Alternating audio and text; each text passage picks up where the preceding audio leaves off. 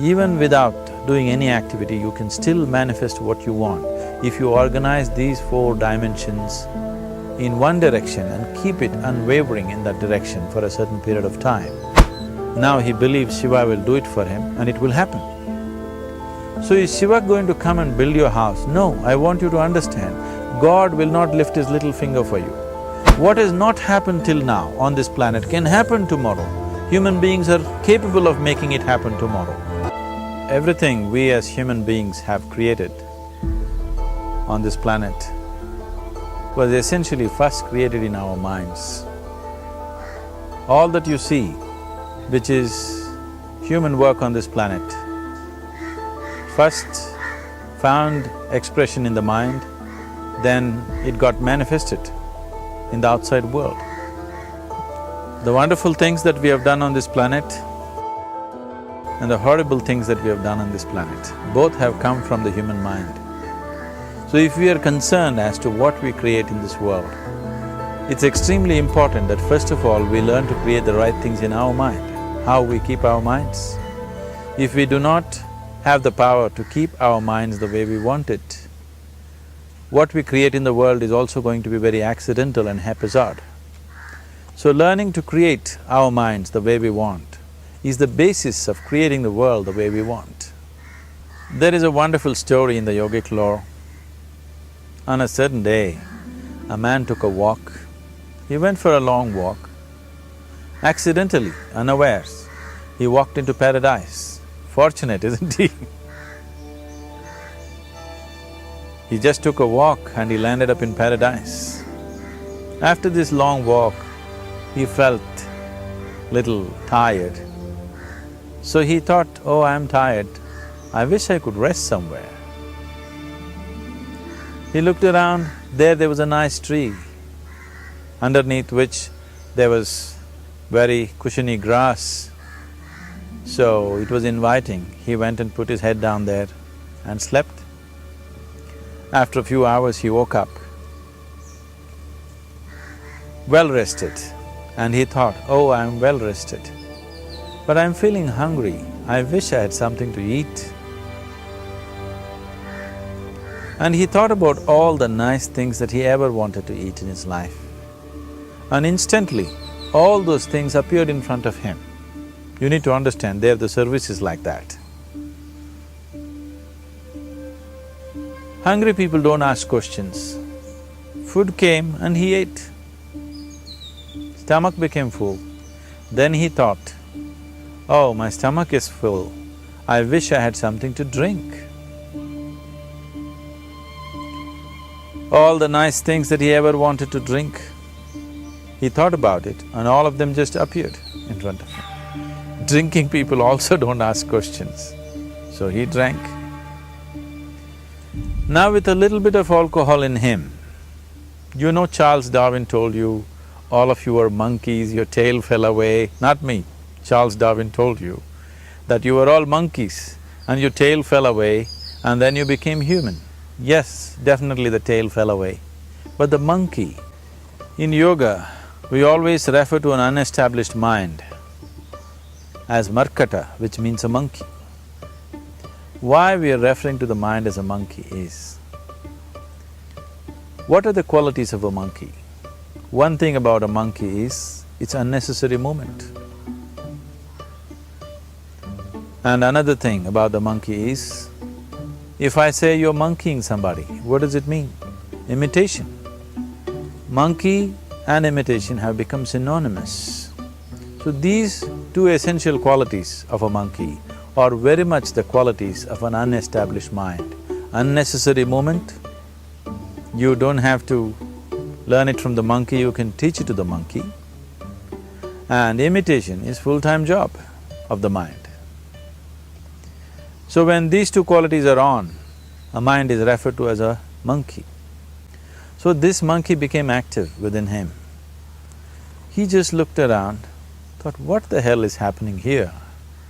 I asked for food, food came.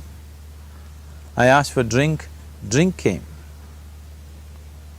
There must be ghosts around here, and ghosts came. Oh, the ghosts have come, they're going to surround me and torture me. he thought. Immediately the ghosts surrounded him and started torturing him. Then he started screaming in pain and said, "Oh, they're going to kill me," and he died. Just now he said he's a fortunate being. The problem is he was sitting under a kalpavriksha or a wishing tree. He asked for food, food came, he asked for drink, drink came, he asked for ghost, ghost came, he asked for torture, torture came, he asked for death, death happened. Now don't go looking for these kalpavrukshas in the forest. You can barely find a tree these days. A well-established mind, a mind which is in a state of samyukti, is referred to as a kalpavriksha.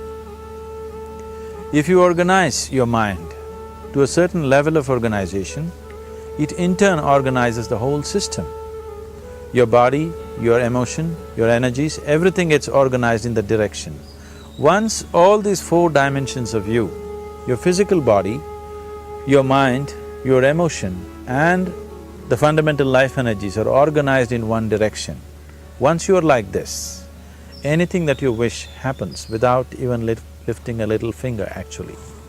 It would help to assist it with activity, but even without doing any activity, you can still manifest what you want if you organize these four dimensions in one direction and keep it unwavering in that direction for a certain period of time. Right now the problem with your mind is, every moment it is changing its direction.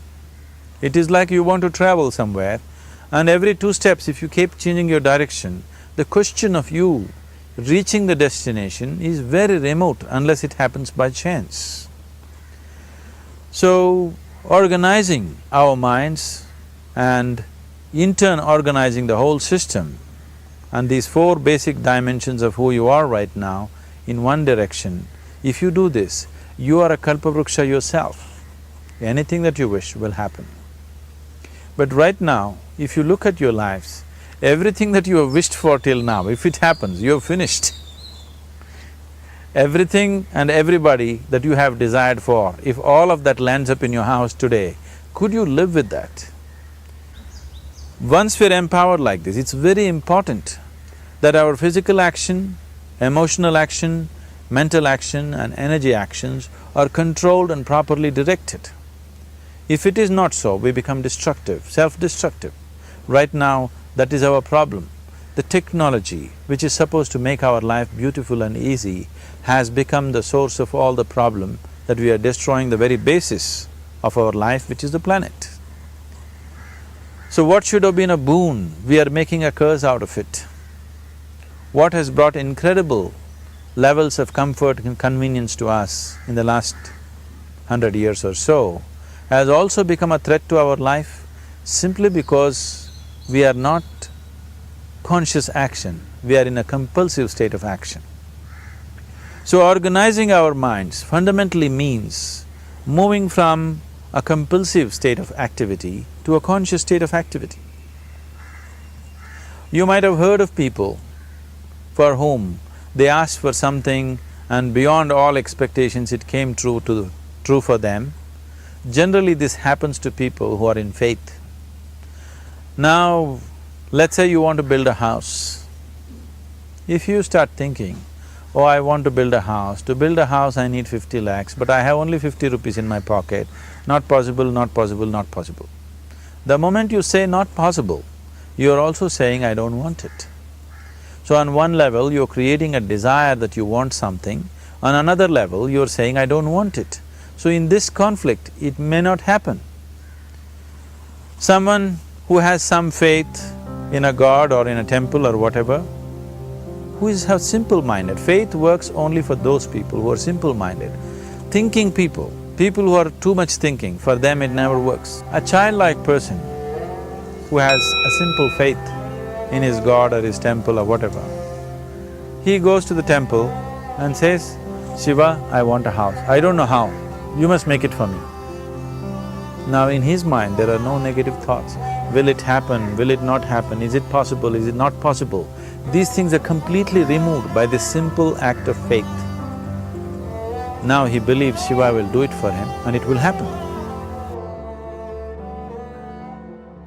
So is Shiva going to come and build your house? No, I want you to understand, God will not lift his little finger for you.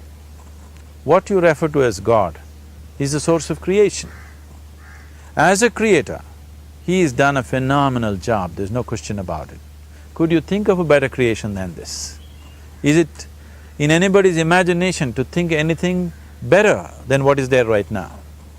So as a creator, he has done his job wonderfully well.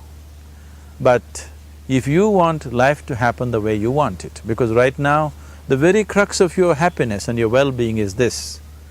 If at all if you're unhappy, the only and only reason why you're unhappy is life is not happening the way you think it should happen.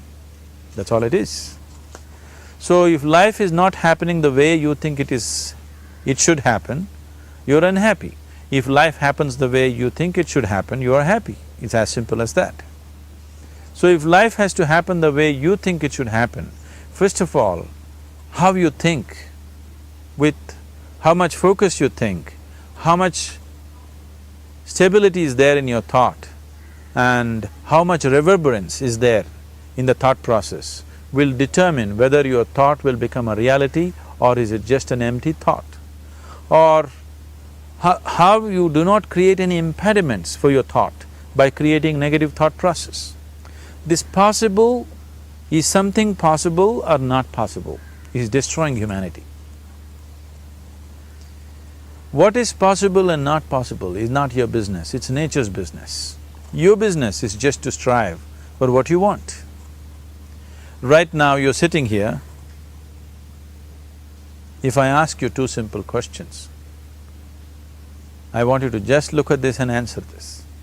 Right now from where you're sitting, can you just fly off? You say no. Right now from where you're sitting, can you get up and walk? You'll say yes. What is the basis of this? Why you say no to flying and yes to walking? Because past experience of life, many times you've gotten up and walked, never did you fly off. Or in other words, you're using the past experience of life as a basis for deciding whether something is possible or not possible. Or in other words, you have decided that what has not happened till now cannot happen in your life in future. This is a disgrace to humanity and the human spirit. What has not happened till now on this planet can happen tomorrow. Human beings are capable of making it happen tomorrow. So what is possible and what is not possible is not your business. That is nature's business. Nature will decide that. You just see what is it that you really want and strive for that. And if your thought is created in a powerful way, without any negativity, without any negative thoughts bringing down the intensity of the thought process, the first and foremost thing is you must be clear what is it that you really want. If you do not know what you want, the question of creating it doesn't arise. If you look at what you really want, what every human being wants is, he wants to live joyfully, he wants to live peacefully. In terms of its relationships, he wants it to be loving and affectionate. Or in other words, all that any human being is seeking for is pleasantness within himself, pleasantness around him. This pleasantness, if it happens in our body, we call this health and pleasure. If it happens in our mind, we call this peace and joy. If it happens in our emotion, we call this love and compassion. If it happens in our energy, we call this blissfulness and ecstasy. This is all that a human being is looking for. Whether he is going to his office to work, he wants to make money, build a career, build a family, he sits in the bar, sits in the temple, he is still looking for the same thing. Pleasantness within, pleasantness around. If this is what we want to create, I think it's time we addressed it directly and commit ourselves to creating it. So you want to create yourself as a peaceful human being, joyful human being, loving human being, a pleasant human being on all levels. And do you also want a world like this? A peaceful world, a loving world, a joyful world? No, I want greenery, I want food.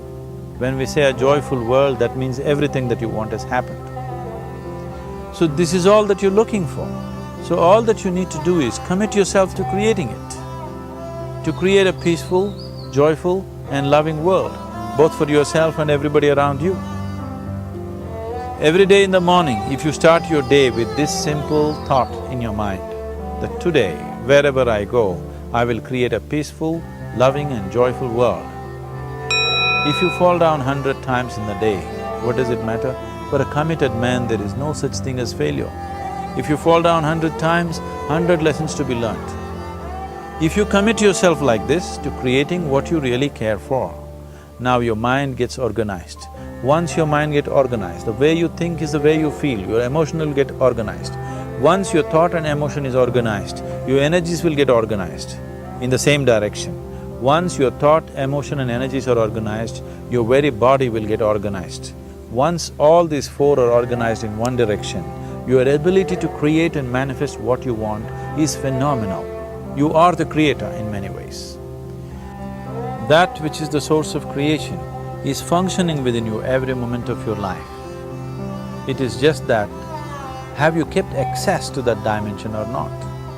Organizing the four basic elements of your life will give you that access. There are tools and technologies to do this. The whole science of yoga, the whole technology that we refer to as yoga is just about this, transforming yourself from being just a piece of creation to become a creator.